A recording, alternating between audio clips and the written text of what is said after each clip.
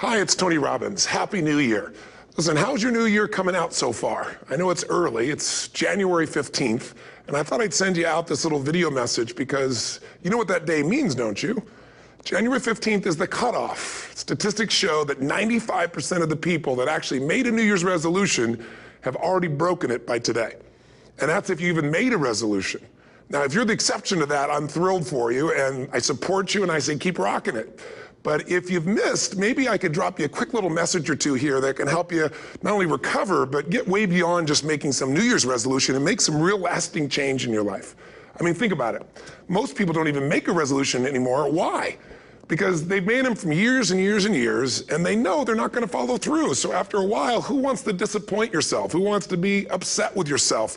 Why even bother to set a new standard for this year? You know it's going to be the same as last year. If you're the kind of person watching this right now and you've actually opened this email and you haven't shut me off already, then obviously that's not you. So the question is, what is it that makes us even want to make a resolution? I mean, it's an interesting question. Why is it at the beginning of a year we have this tradition, but it goes beyond tradition. It's something inside of us that makes us want to make things better. And I think part of it is the calendar gives us this idea that we could have a fresh start, that we can start from fresh and have this great victory. And it's really, the calendar itself is quite arbitrary. It's wonderful to use it, but if you didn't use it effectively, let's use the calendar to serve you today. Let's just see, what does it really take to make this thing happen? Because there's no denying that inside of you, the only thing that's going to make you happy in the year ahead and the decades ahead is going to be having you have an experience where on a regular basis, you feel like your life is making progress. If there's one thing I teach, and I want to remind you of it, it's really simple. Getting things is not going to make you happy.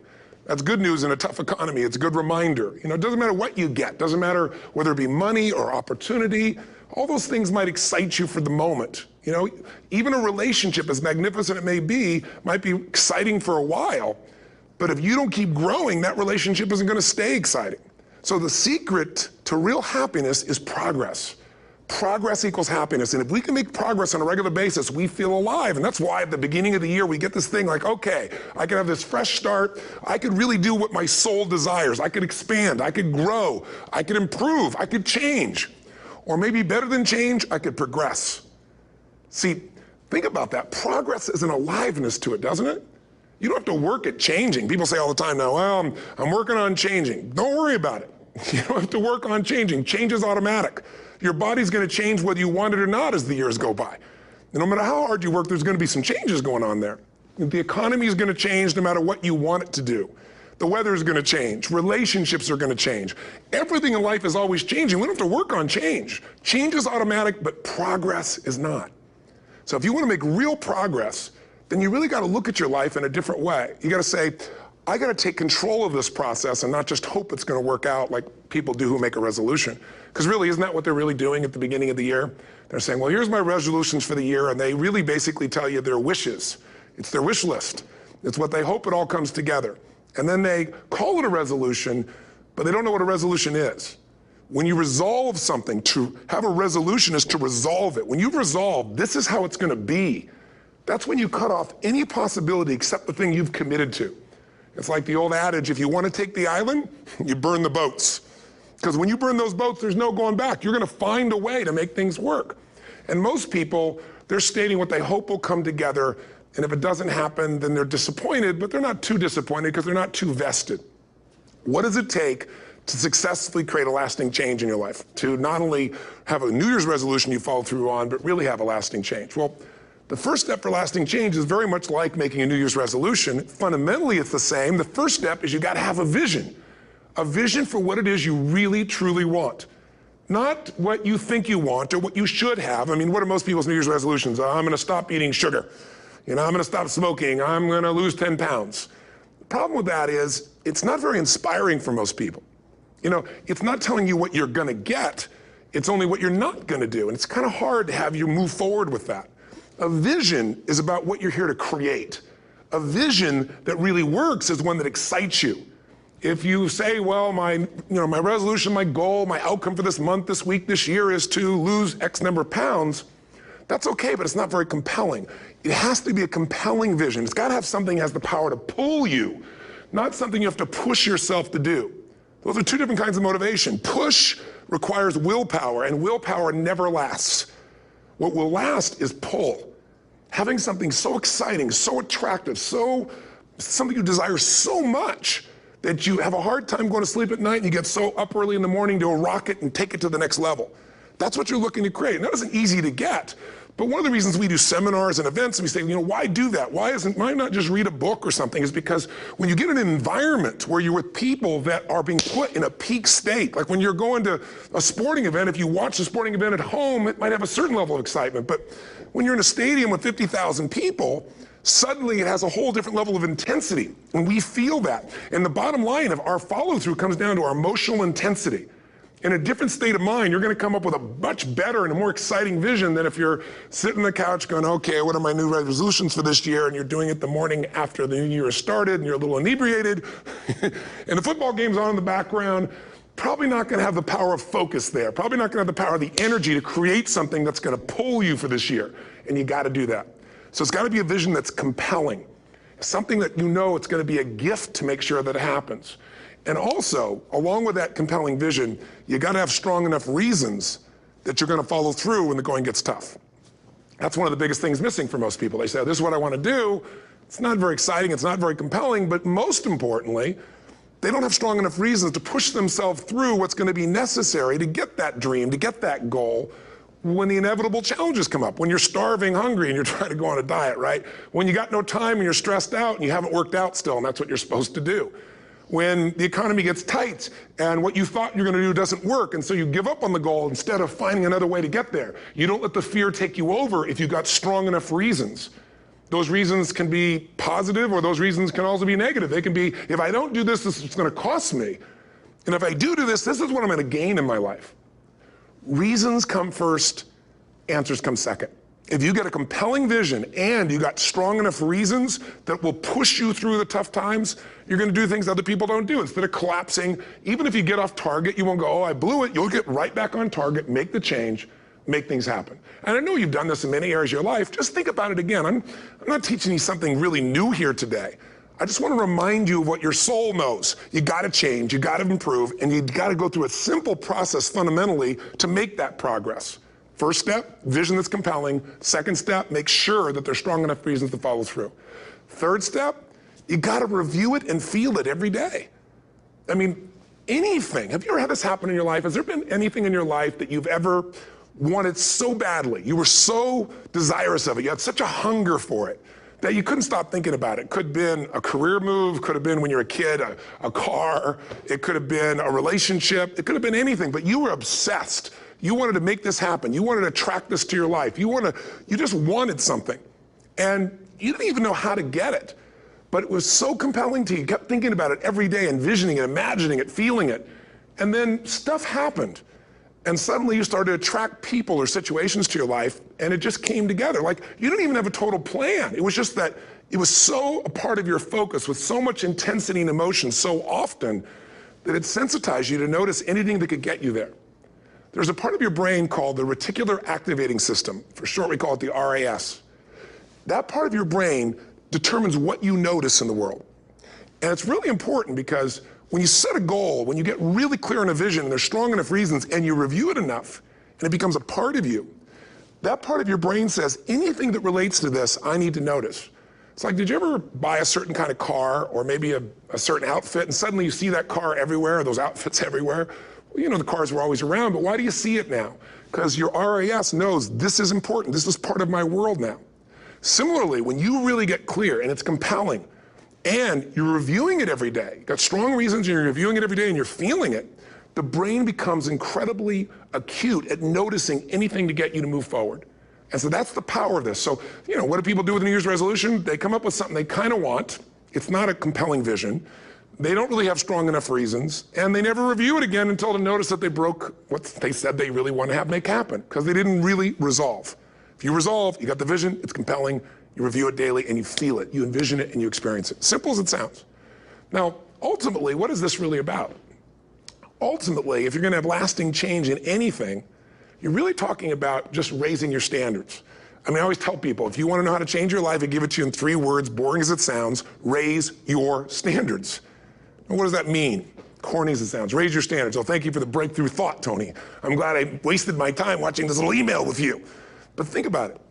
Lasting change is different than a goal. You don't always get your goals, but you always get your standards. Maybe it would help you is to think about it this way. I try to explain standards to people with a different set of words. Think of it as everybody in life gets their musts. They don't get their shoulds. Like, think about it. Most people have a list of shoulds, don't they? Don't you have a list of the shoulds, things you should do, you should follow through on? I should lose some weight, I should work out more, I should make more calls, I should respond more rapidly to my email, whatever, you know? I should get into the office earlier, I should be, more confident. Whatever your should list is, people love to have their should list be met, but it's kind of like New Year's resolutions. If it does, it's really exciting, but if it doesn't, which is most of the time, it's a little disappointing, but you kind of know it's not going to happen. But when you decide something is a must for you, an absolute must, when you cut off any possible, you say, I'm going to find the way or I'm going to make the way. Human beings, when they resolve things, when they make a real resolution inside themselves, which is they raise the standard and they make it a must, they find the way. Think about it in your own life. Haven't you had some area of your life where you raise your standard and your life has never been the same? Maybe at one time in your life you smoked cigarettes, or you did something and you did it for years and you kept trying to change it and kept telling yourself I should. And then one day something happened. Something just clicked you over. Something took you over that kind of tipping point. And inside yourself you said no more. And it was a very, very different experience, wasn't it? Something inside of you shifted and what was a should became a must and you've never gone back. Is there an area like that in your life you can think of? Again, did you ever smoke cigarettes? Did you ever eat a certain way, drink a certain form of alcohol, and then finally say no more, and you just don't go back? And notice this, it doesn't really take any willpower anymore. Because somewhere when we make this click, when we make something a must, we attach ourselves to it. It becomes part of our identity. And one thing I've learned in the last, 33 years of working with people from now over 100 countries, 4 million people, is human beings absolutely follow through on who they believe they are. If you said to me, well, I'm really going to work hard to stop smoking, but I've been a smoker my whole life and I am a smoker. I know your days are numbered. You're going to be back smoking cigarettes again because we all act consistent with who we believe we are. I tell people the strongest force in the whole human personality is this need to stay consistent with how we define ourselves. If you define yourself as somebody who is really conservative, you're not going to be crazy and act nuts unless you're really drunk or something, and then you can say it's the alcohol. When it's really just you finally getting permission to be yourself, the alcohol is your excuse. If you're a really crazy person, you act crazy, outrageous, playful. You don't act conservative because that's not who you are. Very often people say, well, I can't do that. I'm not that kind of person. And I always say to people, really, when did you define yourself? I mean, really, how many years ago did you come up with what you could and couldn't do in your life? How many years ago? Most people, if they really look at how they're living their life today, it's based on a set of standards, a set of beliefs that they made choices about 10, 20, 30 or more years ago. I mean, very often we made decisions in our youth or very young about what to believe, about what we were capable of, about who we are as a person, and that becomes the glass ceiling, if you will, that controls us. There's a corny metaphor, but it's true. I remember one time I was with my family at the circus and there was a person there and they had this big giant elephant, and you look at this elephant and they take this little rope, put it around the elephant's neck, and they drive this stake into the ground. And I mean, you look at this and you know that elephant could rip down the entire tent with almost no effort, and yet the elephant doesn't struggle, doesn't try. Why? Because the elephant's conditioned. And they take that elephant and condition the elephant when it's a baby elephant. That's how they train them. When it's a little baby elephant and it doesn't have the power yet, they put a big rope around it and they drive this huge stake in the ground, and the elephant fights and fights and fights. And one day, finally, that elephant decides, I'm not capable of pulling this out. And once that becomes the definition of an identity of anyone, an elephant in this case, they don't even try anymore. It's just who I am, that's how it is, that's just the way it is in my life. I'd like to ask you to take a look at any place you've got a limitation and ask yourself, when did I decide to accept that limitation? And you may not even see it as a limitation. You might see it as just that's who I am. But so often in our lives, we've adapted to be a certain way so that we don't fail or so that people will like us or respect us, but it's not necessarily who we are. Joy comes when you're spontaneous. It's really hard to be truly happy when you're not being yourself. And most of us have no clue who we are. And so a big part of my work, if you've ever been to an event, you know, is to get people to do things spontaneously without thinking, because that's when the real you shows up. That's when the energy comes alive. And when you do that, when you start to connect to your true nature, suddenly there's energy available for you to set a higher standard for what you want in your life. That's what this is really all about. And when I talk about standards, when I talk about, you know, shoulds versus musts, think about your own life. I know there have been areas in your life where some point in time you just shifted and you raised the standard and your life changed. Because whatever people have their identity attached to, they live. We live who we believe we are. That's just how it works. It's just kind of like, I'll give you an example. Look at your physical body. Your physical body today is an absolute reflection of only one thing, not your goals, not your desires, but your standards. The identity you have for yourself. If your standard is you're an athlete, then there's a certain amount of strength, a muscle tone, and energy that's available in your body on a regular basis because that's who you are. And so you do whatever's necessary to maintain that identity. Again, the strongest force in the human personality is this need to stay consistent with how we define ourselves. Because if you don't know who you are, you wouldn't know how to act. Once you lock in on that identity, your brain finds a way to keep you there. If you say, you know, man, I'm overweight, I've always been overweight, I'm big boned, and that's the story you got, then you're gonna always find a way to get back there. That's your settling point. That's your identity. That's where things lock in. If you see somebody who's in really great shape, you ask them, do you work out? You know the answer. Yes, how often? And they'll tell you 3 times, 4 times, 5 times a week, whatever. In a seminar, I'll ask people, who here works out at least 5 days a week? And I'm stand up. And you look around that room, and you know that they work out 5 times a week because you can see their body. You don't just get a result without some kind of action, without some form of ritual. Ritual meaning actions you do consistently. Now, do you think those people that are out there working out 5 days a week, do they have more time than you do? Or I have, or anybody else? Of course not. Is their life less busy? Of course not. It's just a must for them. They must work out that way, and they've made that turn and their life's changed. So I'm not saying you have to work out 5 days a week. I'm just saying whatever you really want, wants don't get met consistently. Standards do. Whatever you identify, this is who I am. And so it's not so much about changing your identity as it is expanding it. You know, deciding that, you know, instead of your goal is to lose 10 pounds, which is not compelling, what if your vision was to get back to my fighting weight? You know, this year, this month, this next 90 days, I'm gonna transform my body. I'm gonna take on a new challenge. I'm gonna find some technique or strategy, there's a million of them, that can reframe myself where I want to feel younger, stronger, more vibrant than ever before. Here's my reasons, because I want the energy to really make my life work. Because it's tough out there and I want to be stronger than I've ever been before. I want to go in front of the mirror and if I'm naked, not, you know, want to laugh. I want to look there and take a good look and go, yeah, I'm proud of whatever I see there. Whatever it takes, something's gonna make you laugh, smile, something that's gonna tease yourself, but something's gonna move you to another level. If you identify yourself in a new way and you own that every day, and that becomes the standard of how you live, you'll find the way to make that standard real. Money's the same way. Think about it, it doesn't matter what's happening, quote unquote, in the marketplace. People that make money find a way to make money no matter what, don't they? I mean, most people's standard is to pay their bills. So that's what most people find a way to do, even when economic times get tough. Most people, if that's their absolute standard, they find a way. Some people's standard is pay their bills most of the time. And so most of the time they do. Some people's standard is not just to pay their bills, but to take care of their family and maybe even some of their friends. And they find a way. In fact, you know, some people may be in a family where they don't have enough money. They barely have money to pay their bills. They work their guts out. And then somebody, their mother, their father, somebody else, their sister gets ill, and there's not enough money to take care of it. Nobody else has money in the family. They don't either, but they find a way to get that money to take care of their mother or father, don't they? And pay their bills. They never could do it before. Why? The situation made them raise their own standard. And not everybody does that. Somebody else in the family might have money and still not take care of their mother. It all comes down to the inner game, my friends. Changing your life is a change in the inner game.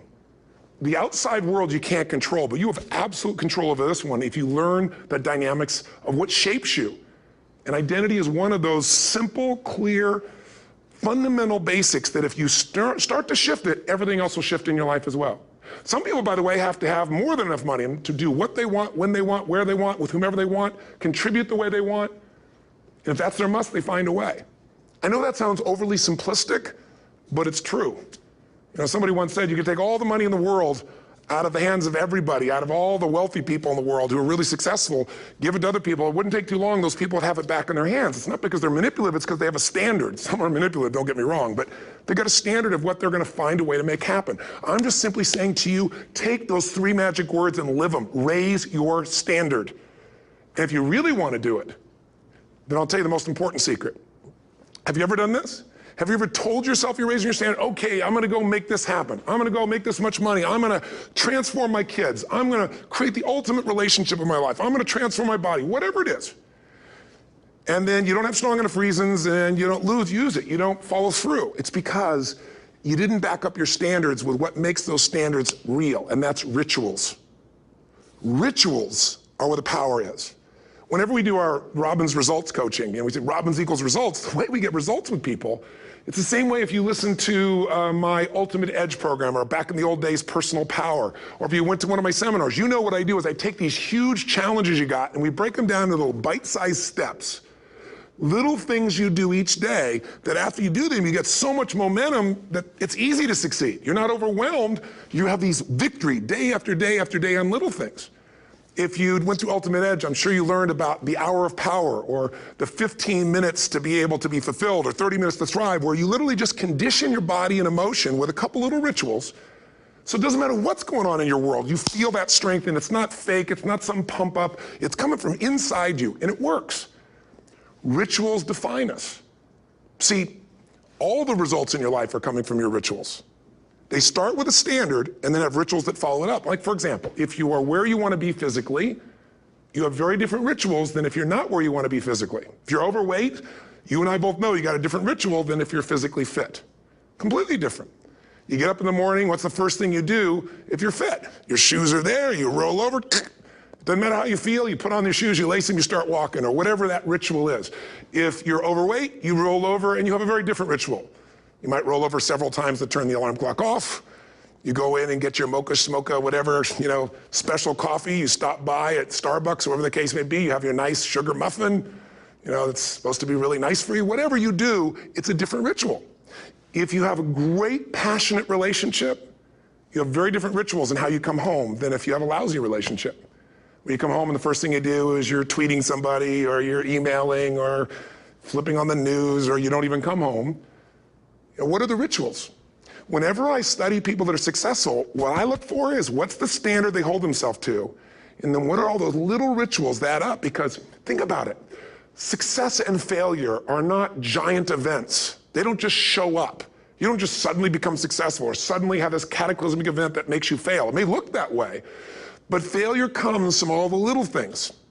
It's failure to make the call. It's failure to check the books. It's failure to say, I'm sorry.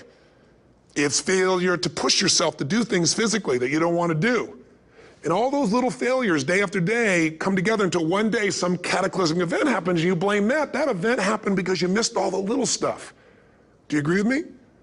And success, by the way, is not some overnight event. It's all these little things.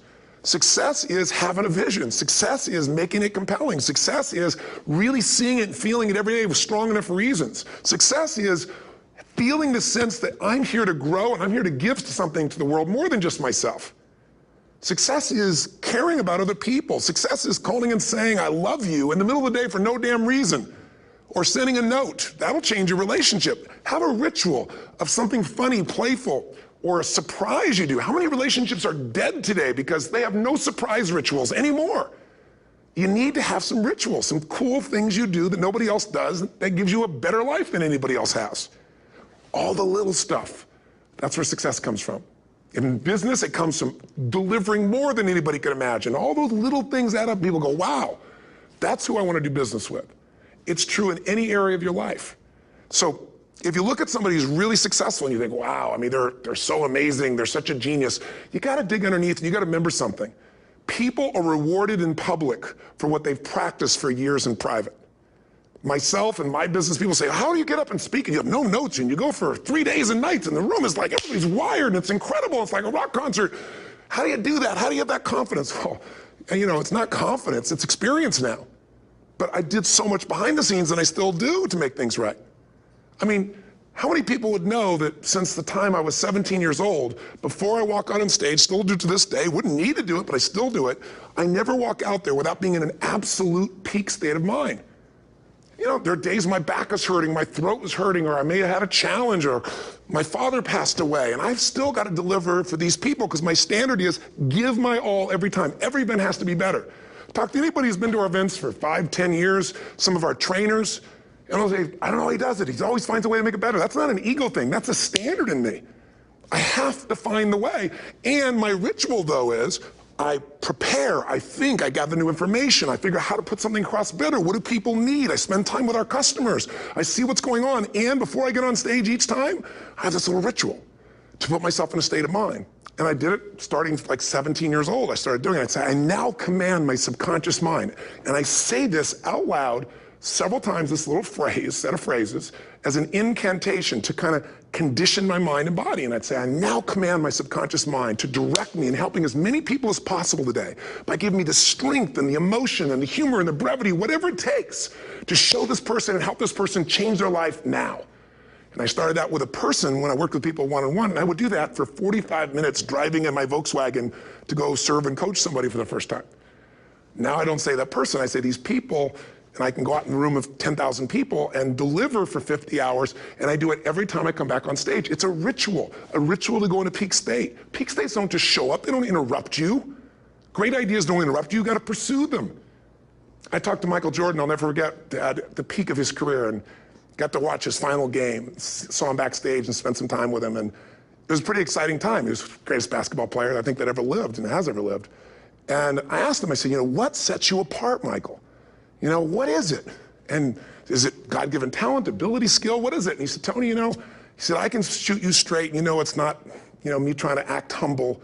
He goes, I have a lot of talent, a lot of God-given talent, a lot of skill. I've worked really hard. But he said, really, it's my standards. He said, every day I demand more from myself than anybody else could humanly expect. I'm not competing with somebody else. I'm competing with what I'm capable of. Magic formula. Because most of us lower our standards. Why? Because who you spend time with, my friends, is who you become. One of the biggest reasons I started going to seminars when I was like 17 is I had nobody around me as a great role model. I could read about somebody, but being around people, being in that environment was very different. Finding a way to go to work with someone who lived that standard of life was very different. You get around people with low standards and you compete with it. You don't need to compete with it. It's like, okay. I mean, remember Jerry Springer? I don't know if he's still in the air, but you know, I remember he used to get people on the show and I thought, where would he find these people? And why would people watch? I'll tell you why they watch. They watch these people and go, my life's still pretty darn good compared to that person. Look at them. You don't have to change your life. All you have to do is find somebody with a lower standard and you'll feel good about yourself. But if you feel that good feeling, it's an illusion. The only thing that's going to make you happy, my friend, and this year or any other, is to step up. It's to raise the standard. It's to discover what you're capable of and feel that incredible power of pushing through whatever's holding you back and get to the other side of more of your true self. That's what this game's all about. And look at the best of the world in anything. Tiger Woods, what's his vision? To win golf tournaments? No, to be the best that ever lived. That's his goal, that's his vision. But here's what's interesting, he backs it up with rituals. If you just have a vision and you don't have the rituals, stop lying to yourself. His rituals are, he started doing things nobody did before. He went and started lifting weights. Golfers lifting weights? No way. He went out and he changed his swing when he was the best in the world because he realized in order to be the best that ever lived, he was gonna have to change his swing. If you know anything about golf, you don't change your swing when you're the best. And he went and retrained himself because he has different rituals than other golfers. Now many people are modeling his rituals to get better. It's amazing. You know, you look at somebody like Michael Phelps, the 2008 swimmer, won 7, you know, only 2 people I think in history, if I remember correctly, that have gotten 7 gold medals in one session. And here's a guy, he's got number 6 under his belt and he's exhausted and he's going in for that final swim. I'm sure you remember. And how does the guy win?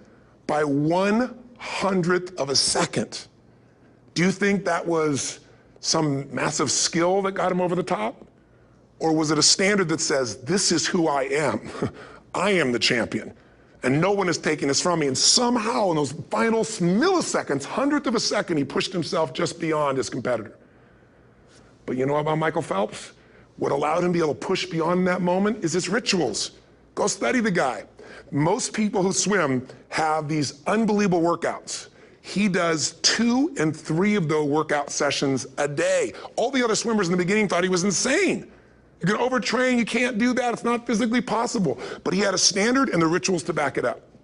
So here's my final message to you, because I've gotten carried away. I thought I was gonna send you like a 5-minute message, but as you can see, there's no script here. It's just me going a little crazy with you, but I wanna really see you get what you want this year. Don't let this year be like last. And if last year was great, still don't let it be that way. Raise the standard. If your life is perfect and extraordinary, you darn well know you're not gonna be happy unless you keep making it better. That's what makes us feel alive. It's not what we get that make us happy, it's who we become and what we're able to give because we become more. That sense of contribution is what creates the deepest meaning. So here's my assignment for you, if you want one. If you wanna go from conversation to some action, here's a simple thing to do. What's an area of your life right now that you really wanna improve? What's an area that's important to improve? If your body's great, how about your career? If career's great, how about your relationships? Intimate one especially, or your kids, or your relationship with your creator, your spiritual side of your life. Or is it your finances? Figure an area that really matters, decide on that area. Number 1, write down what your life is like in that area right now as specifically as possible. So you might say, well, I'm 13.5 pounds overweight, whatever the weight is, whatever the situation is, or my body fat's like this, or I wake up exhausted in the morning, and you write the truth of where you are right now. So you're real clear. Or I'm not in a relationship. I say I want a relationship, but I'm not in one, and I don't seem to find them. All the good ones seem to be gone is my belief. And I really do want one, but I don't have it. Whatever your definition. Or I'm in a relationship, and God, I wish I wasn't in a relationship. I'm planning my escape, wherever you are. Or I have a wonderful relationship, we love each other, but there just isn't enough passion. Just write the truth of where you are. The area you want to change, but write how it is. And then the second step is, this is where you gotta be really honest with yourself. What are the rituals that have put me there? Because whatever results you're getting, even if you don't like the results, there's some rituals that are keeping you in that place. There's some rituals of what you eat or don't eat, how you move or don't move, how you sleep or don't sleep. There's some rituals in the lack of variety or spice or energy or focus in an area. There's something you're doing, and it's usually not one thing, it's a bunch of little things that you kind of do consistently whenever you think about getting in a relationship, whenever you think about working out, whenever you think about money. You get yourself in a state of overwhelm. You start thinking about all the things you can't control. Just write down all the rituals you have, and then here's the third step. What do you want? What's your vision? And be really specific. I want to be my fighting weight. I want to be the strongest I've ever felt. I'm going to turn whatever it is, be specific. And then, last step number 4, what are the rituals that'll get you there? What would you need to do differently each morning if you're going to be that kind of energy, that kind of strength? How often would you work out? What days would you work out? What time? A ritual is something you do consistently, usually at a specific time, so it becomes automatic. Let me tell you something. Willpower doesn't last, but rituals can last a lifetime. I bet you have some rituals in your life right now you've been doing for years, even though some of them don't serve you. I'm just saying, wake yourself up. If you want a new year and a new life, you don't need to start on January 1st. Start today. Start with this little video. And just begin to see what happens and see how easy it is to just do a few little rituals. Don't do them all, just do 2 or 3 new things. And you know what happens? You'll get momentum. Because once you discipline yourself in one area of your life, you feel yourself doing it in other areas as well. And I always say something that my original teacher taught me. I always remind people, there's always 2 pains in life. There's the pain of discipline, or there's the pain of regret. And discipline weighs ounces, as my friend Jim Rohn taught me. Regret weighs tons. You don't have regret. So right now, what do you want to change? What's it really like? What are the rituals that got you there? That'll take a little homework. If you're not sure, ask the people around you. They'll tell you what your rituals are. What do I really want in depth? What are the rituals that'll get me there? And then get yourself to start a few of those actions and lock them in place. If I can help you in any way, we're here as a company to support you. Come have an event with us. Come to Unleash the Power Within or Master University, or get a coach. You can get a free coaching session if you call our company and click on something on this. We'll probably have something on it, or get a product. Or don't do anything with us, but do something with somebody, starting with you. If you make the changes in yourself, you're going to be proud this year, and no amount of money or accolades from other people can mirror the feeling of being proud of knowing you've taken back control of your life, or you've taken a great life to another level. Because once you do that, you have something you can give other people, whether it be your kids or your friends or your family. And ultimately, that's what life's about. So thanks for listening. I don't know how long I went here, but I hope this has been helpful for you. I just thought it's a new year, and I want people to be able to truly create a new life. And until I see you again, hopefully soon, or get the chance to meet you, live strong and live with passion. And of course, God bless to you. Happy New Year.